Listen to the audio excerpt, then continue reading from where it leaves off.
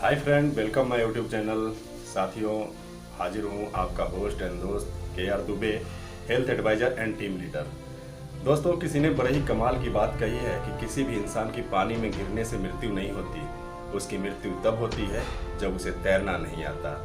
ठीक इसी तरह से परिस्थितियाँ कभी भी समस्या नहीं बनती, समस्या तब बनती है जब उस समस्या से लड़ना नहीं आता।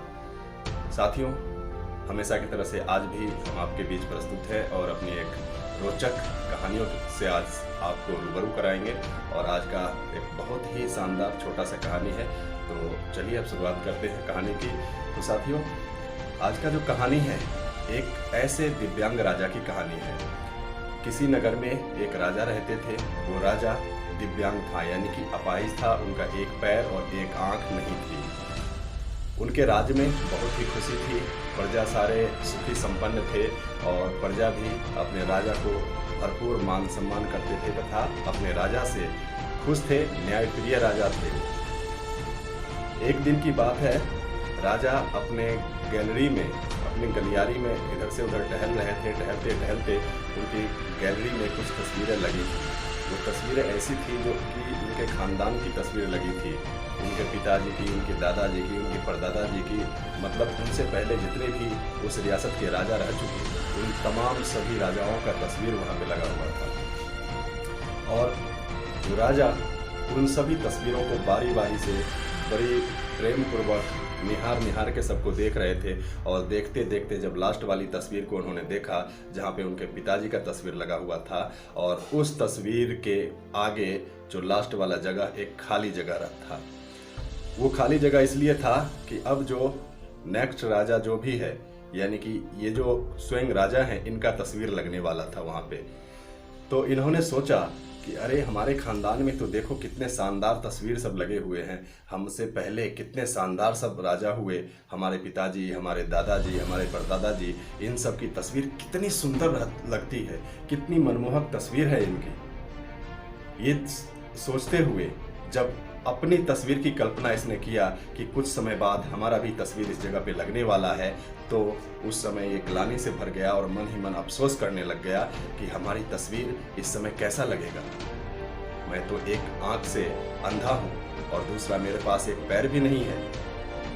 इस गैलरी में सबसे खराब जो तस्वीर होगा, सबसे खराब तस्वीर मेरा ही होगा। और ये बात सोच के वह राजा बहुत दुखी हो जाते हैं और दुखी होने के बाद इसका निदान अपने मंत्रिमंडल से पूछते हैं। तो अपने मंत्रिमंडल से जब सलाह मांगते हैं तो उन्होंने कहा कि ऐसा करते हैं कि आपकी तस्वीर जो बाद में लगेगी, उससे पहले आप जब अभी हैं, अभी ही आप अपने मन के हिसाब से, मन मुताबिक, इच्छा अनुसार पसंद का कोई भी तस्वीर बनवा के लगवा के देख सकते हैं कि कैसा लगता है। राजा ने घोषणा कर दिया कि ठीक है, इस नगर में जितने भी पेंटिंग बनाने वाले, जितने भी चित्रकार हैं जो कि तस्वीर बनाते हैं, उन सबको बुलाओ और उन सबको बुला के कहो कि वो एक राजा का शानदार सा तस्वीर बनाएगा। पूरे नगर में ढिंढोरा पिटवा दिया जाता है, पूरे नगर में ऐलान हो गई।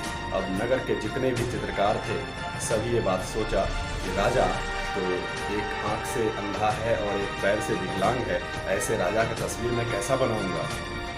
अगर राजा को पसंद नहीं आया तो हो सकता है राजा हमें दंड भी दे सकता है।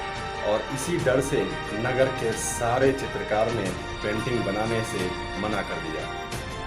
अब राजा के सामने एक समस्या थी कि अब पेंटिंग बनाएगा कौन। तो उसी नगर में एक छोटा सा गरीब घर में एक लड़का रहता था। वो लड़का को जब ये बात मालूम चली कि राजा का ऐसा डिमांड है, तब उसने कहा कि ठीक है, राजा का पेंटिंग मैं बनाऊंगा। और वो संदेश भिजवाता है राजमहल में कि मैं राजा का तस्वीर बनाऊंगा। उसे राजमहल में बुलाया जाता है और उसे तस्वीर बनाने के लिए बोल दिया जाता है। वो तस्वीर बनाने के लिए 24 घंटे का समय मांगता है कि ठीक है, मैं 24 घंटे का समय लूँगा और मैं आपका बहुत ही खूबसूरत तस्वीर बना के अगले 24 घंटे बाद मैं राज दरबार में पेश कर दूँगा। उसे समय दिया जाता है, वो अपने घर जाके तस्वीर का निर्माण में लग जाता है। अगले 24 घंटे बाद वो तस्वीर के सहित, पेंटिंग सहित राजभवन में उपस्थित होता है और वहाँ पे पूरा दरबार सजा रहता है पेंटिंग देखने के लिए कि कैसा पेंटिंग बना है। और उस दरबार के बीच में उस लड़के को बुलाया जाता है। उस लड़के को जब वहाँ बुलाया गया तो सभी ने उस तस्वीर को देखा, और देखने के बाद जब राजा ने उस तस्वीर को देखा तो देख के राजा भी दंग रह गया कि काश इस बच्चे में इतनी कला और इतनी नॉलेज, इतनी ज्ञान कहाँ से आई। इस गलियारे में जितनी भी तस्वीर लगी है, हमसे पहले हमारे पूर्वजों की जितनी भी तस्वीर लगी है, मेरे इस तस्वीर जैसा एक भी तस्वीर नहीं है। उन सारे तस्वीरों में ये सबसे अव्वल तस्वीर है और सबसे सुंदर तस्वीर है। और इस तस्वीर को सुंदर होने का कारण क्या था, क्या आप जानते हैं? तो उस तस्वीर बनाने वाला जो चित्रकार था, वो छोटा सा जो लड़का था, उसने गजब की चित्रकारी क्या बनाई कि राजा एक पैर से विकलांग था, तो उस राजा को घोड़ा पे सवारी करते हुए दिखा दिया, और साथ में तीर और धनुष से निशाना लगाते हुए। तो जिस समय आप तीर और धनुष से निशाना लगाते हैं, उस समय एक आंख आपकी बंद हो जाती है, और घोड़े पे जब सवारी कर रहे हैं और एक साइड से आपका तस्वीर लिया जाता है तो एक पैर भी आपका छूट जाता है। तो उस तस्वीर में ऐसा ही दिखाया गया, और ऐसा दिखाने के बाद कहीं से भी राजा नहीं लगता था कि राजा दिव्यांग है।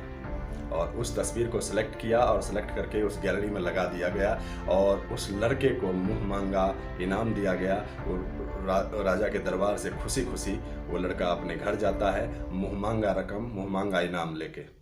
तो साथियों, हमारा इस कहानी का अर्थ ये है कि कभी भी कोई भी जीवन में जब समस्या आता है तो उस समस्या से निकलने का, उस समस्या से बाहर आने का अनेकों मार्ग हमारे पास होते हैं, अनेकों रास्ते हमारे पास होते हैं, लेकिन हम उस समय उस समस्या को सामने देख के उस मार्ग की तरफ हमारी ध्यान ही नहीं जाती।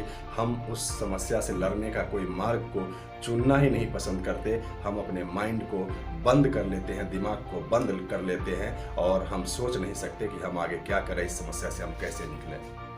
तो हर इंसान के जीवन में समस्या आती है, परिस्थितियां खराब होती है, लेकिन जब भी समस्या जीवन में आता है तो उस समस्या का समाधान भी उसी समस्या में ही छुपा होता है। बशर्ते आपको उस समाधान को ढूंढना है।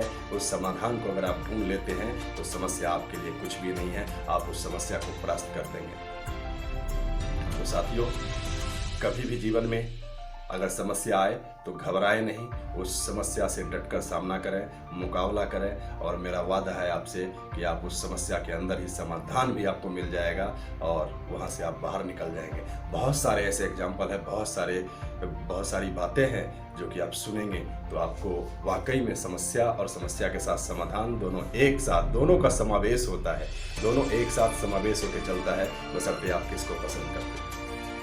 तो दोस्तों, कभी भी घबराए नहीं, अपने आप को कभी अकेला मत समझें, अपने आप को कभी छोटा मत समझें, अपने आप को कभी कमज़ोर मत समझें। आप अकेले एक ऐसे इंसान हैं कि दुनिया में आप सब कुछ कर सकते हैं, और आप में वो सब कुछ है जो बाकी के लोगों में है। तो इसलिए आप घबराए नहीं, और हमेशा अपने आप को मोटिवेट रखें, पॉजिटिव रहें, एनर्जेटिक रहें, स्वस्थ रहें, मुस्कुराते रहें। इसी के साथ मैं अपनी कहानी को समाप्त करता हूं, और आपसे रिक्वेस्ट करता हूं कि अगर आज की कहानी अच्छी लगे तो इसे लाइक, शेयर, कमेंट जरूर करें, और चैनल को जरूर सब्सक्राइब करें, ताकि मेरी कोई भी वीडियो अगर आती है तो आपको सबसे पहले उसका नोटिफिकेशन मिल जाए। दोस्तों, ज़रूर से ज़रूर लाइक करें, शेयर करें, सब्सक्राइब करें। धन्यवाद।